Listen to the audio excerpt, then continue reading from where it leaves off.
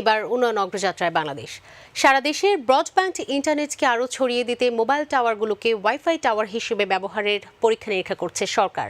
এরই মধ্যে সফলতার কথা জানিয়েছেন ডাক ও টেলিযোগাযোগ মন্ত্রী। বেতার তরঙ্গকে এখানে কাজে লাগানো হচ্ছে ওয়াইফাই এর ক্ষেত্রে, তবে এর ক্ষতিকর দিকগুলো সম্পর্কেও বিবেচনায় নেয়ার পরামর্শ দিয়েছেন প্রযুক্তি বিশেষজ্ঞরা। আরও জানাচ্ছেন রাকিব হাসান। প্রযুক্তি বিপ্লবের সবচেয়ে বড় হাতিয়ার ইন্টারনেটের ব্যবহার মিশে গেছে মানুষের দৈনন্দিন জীবনযাত্রায়। বিশ্বের সাথে তাল মিলিয়ে বাংলাদেশেও বেড়েছে প্রযুক্তির ব্যবহার।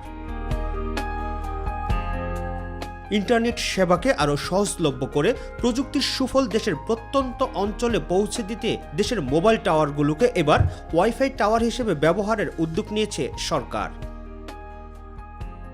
এরই মধ্যে এ বিষয়ে পরীক্ষা নিরীক্ষা চালিয়েছে ডাক ও টেলিযোগাযোগ বিভাগ। পরীক্ষায় সফলতা পাওয়া গেছে বলে জানিয়েছেন ডাক ও টেলিযোগাযোগ মন্ত্রী মোস্তফা জব্বার। প্রযুক্তি পরীক্ষা করে দেখা যে আমরা মোবাইল টাওয়ারকে ওয়াইফাই জোন হিসেবে ইউজ করতে পারি কিনা, সেই চেষ্টাও আমরা করেছি এবং আমাদের এই চেষ্টা সফল হয়েছে।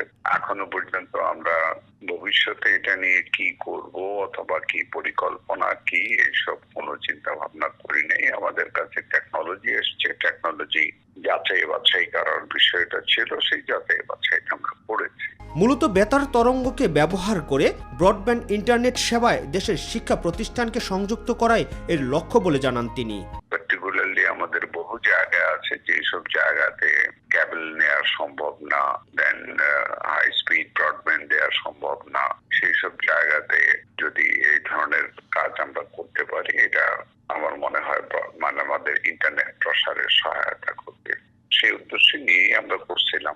এদিকে প্রকল্প গ্রহণের পূর্বে এর সম্ভাবনা, সফলতার পাশাপাশি ক্ষতিকর দিকগুলো নিয়েও আরও বেশি গবেষণা প্রয়োজন বলে মনে করেন প্রযুক্তি বিশেষজ্ঞ ABM Mainul Hossain. Feasibility study বা সম্ভাব্যতা যাচাই যেটা আমরা বলি, সেই জিনিসটা আমাদের দেশে সঠিকভাবে সুন্দরভাবে করা হয় না। অনেক সময় তড়িঘড়ি করে বা বিভিন্ন দুর্বলতা থাকা সত্ত্বেও আমরা কাজে নেমে পড়ি, এটা ঠিক না।